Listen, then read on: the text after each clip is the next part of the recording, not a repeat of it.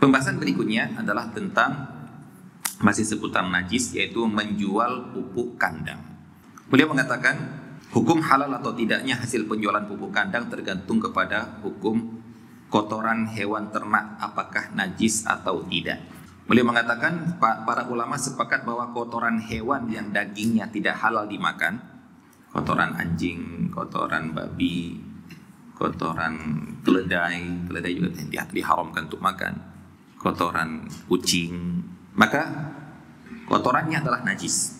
Adapun kotoran hewan yang dagingnya halal untuk dimakan, maka yang seperti ini ada perbedaan pendapat para ulama. Ada yang mengatakan najis, ada yang mengatakan tidak najis, yang bukan halal dimakan ya, masalah najis atau tidak. Ada yang mengatakan najis, ada yang mengatakan tidak najis.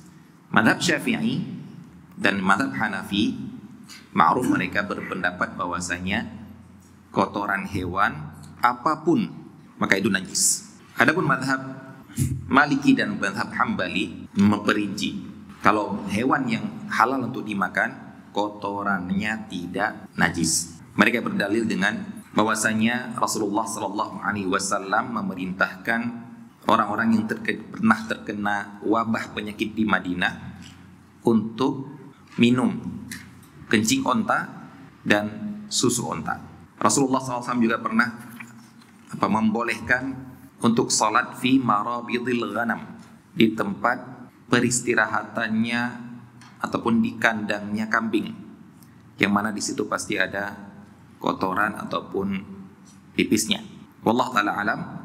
Di sini beliau lebih merajihkan pendapat yang mengatakan kotoran ternak itu tidak najis. Maka konsekuensinya adalah halal memperjualbelikannya dan halal uang hasil penjual beli tersebut.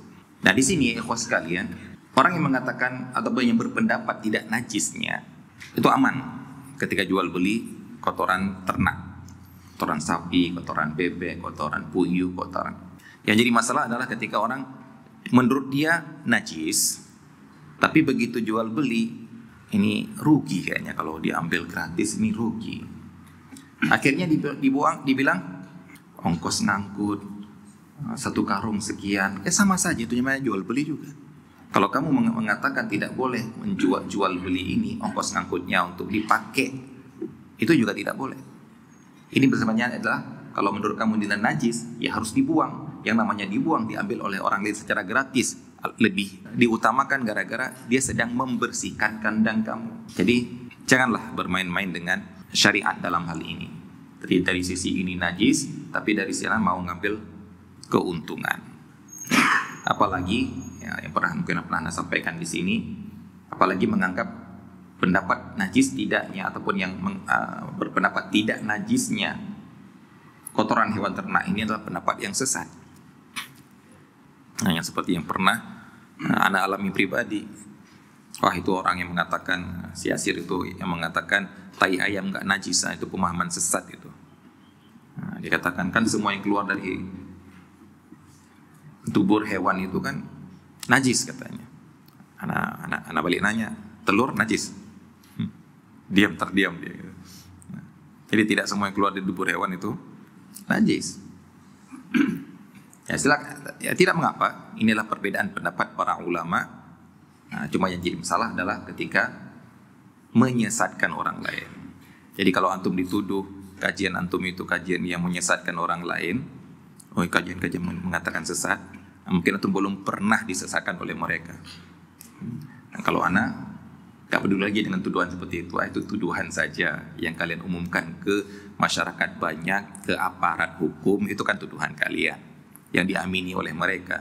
Lah, kamu pernah menuduh saya? Menuduh apa? Pertama menuduh, anak pernah dituduh sesat gara-gara pendapat itu. Tidak mau sholat di belakang anak gara-gara tidak membaca bismillah. Menuduh anak kafir gara-gara anak mengatakan Allah di atas arasy. Baik, ayo siapa sekarang menyesatkan? Sebenarnya sama saja, mereka menyesatkan kita.